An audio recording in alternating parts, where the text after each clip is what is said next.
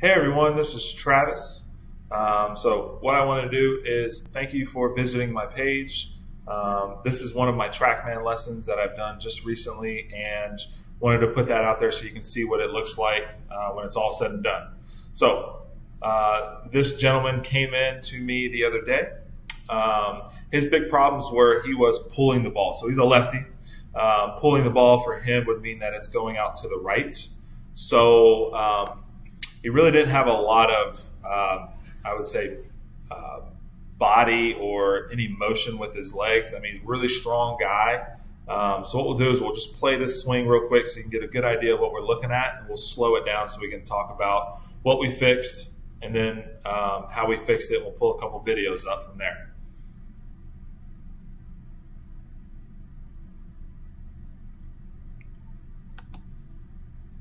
So you can see that his finish position was really flat-footed there.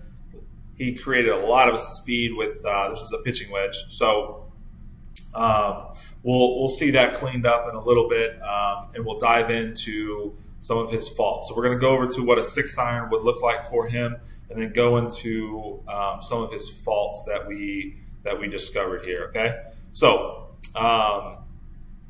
still we got a 6-iron here. We're going to draw this thing that we call the swing plane. So the swing plane is the angle of the shaft that we create at address. We want to see this go through our belt buckle.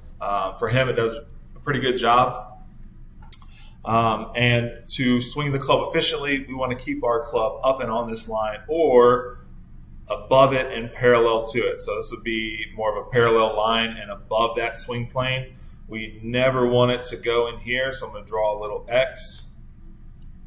Never in there because it's going to produce a lot of fat shots, a lot of thin shots, inconsistency when we strike the golf ball. So when we swing up and down the swing plane, it's going to develop better consistency, hitting the or returning the club at the center of the golf ball where we started.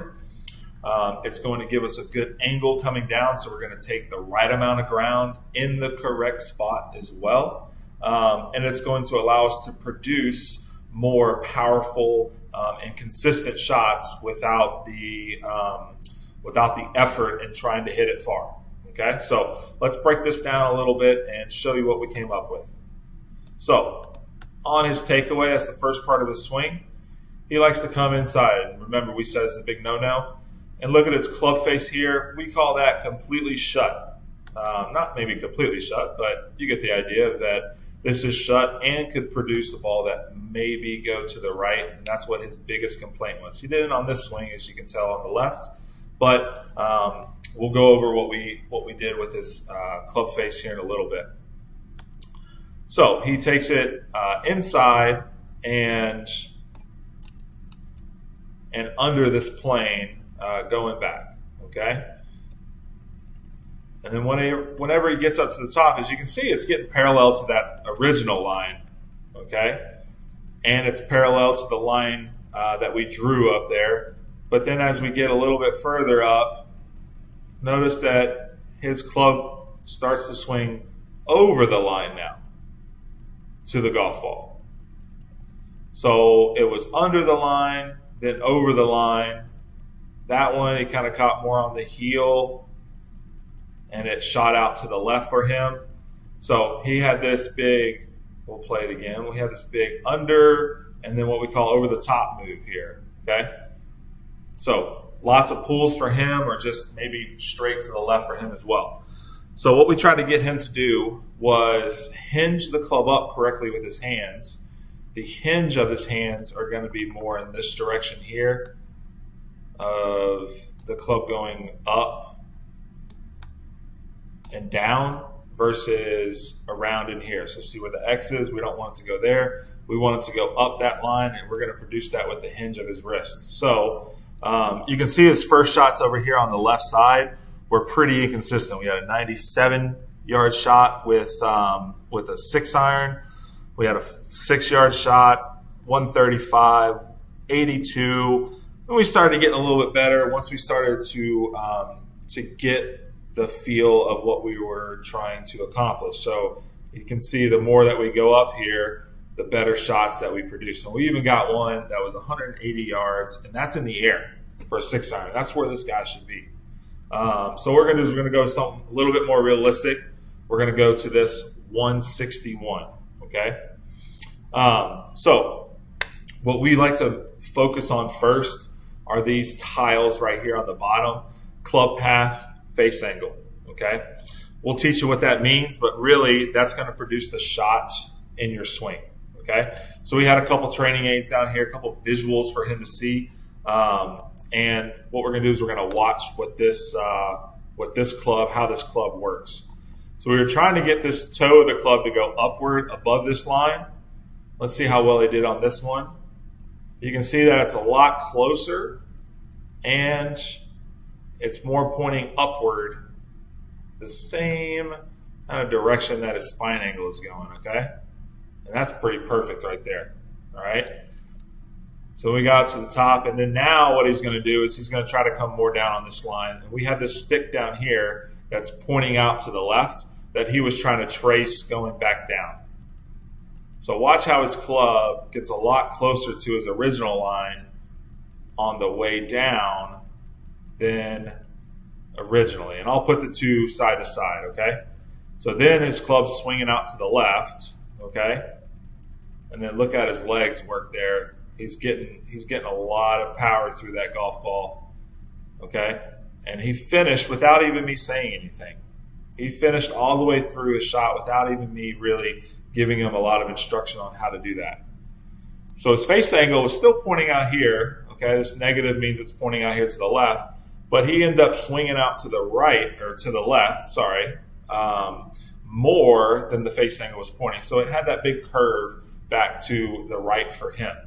You know, with anybody, if we're able to aim at a target line, this is the little white little line right here, and we're able to get that golf ball to draw back to it, we don't want to aim out here and then kind of start it right here and then it maybe draw too much this way. That's harder to control.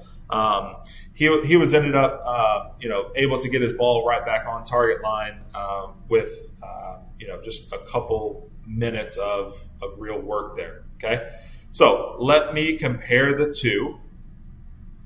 We got that one. We need, and also if you saw all that information, we can compare it to tour professionals too. All right, so these are the two here. Let me get the lines up on the right side of the screen, okay? And we're just going to go through the changes here. I'll get this one kind of synced up there. Okay, so that's his takeaway, just a minor change. Getting that toe to point upwards. The toe of the club is right here. It's pointing up to the sky. And it's on that plane better. You can see it's way underneath on the right side. And then his transition, instead of coming straight down like he did on the right side, okay, his transition on the left side, he was able to use his legs a lot better and not throw the club as much. And then swinging out there to the left and get a nice little draw, okay? And then using those legs. Look at where he finishes. He's able to actually turn through. So he's a pretty athletic guy. Picked up golf in his late 20s maybe, and only been playing for a little bit. So we got those irons under control. Our main thing is to keep working with you guys, so this happens throughout your swing, okay? I gave him really specific instructions on, you know, he needs to know what his intention is. His intention is to draw the golf ball. The second thing is he needs to take slow practice swings to get the feel. The feel is what he's concentrating on. So just in this swing, working on his wrist. We worked on his grip a little bit too, but his takeaway, getting the toe up, those are the main things right there. And then, you know, going forward is, you know, swinging out to the left. And then after that is we got to get impact down. So this is what a lesson looks like from us on our TrackMan. Hopefully you enjoyed this video. You stayed throughout the whole video, and you learned a little bit too, maybe about your swing. So hopefully, if you're digging this and you want to come in, please feel free to hit that link below or send us any information that you want to, any questions about what you want, and hopefully we see you on the lesson tee and we can get you on this great path to playing your best golf that's coming up here. Okay, I appreciate it, and I look forward to meeting you.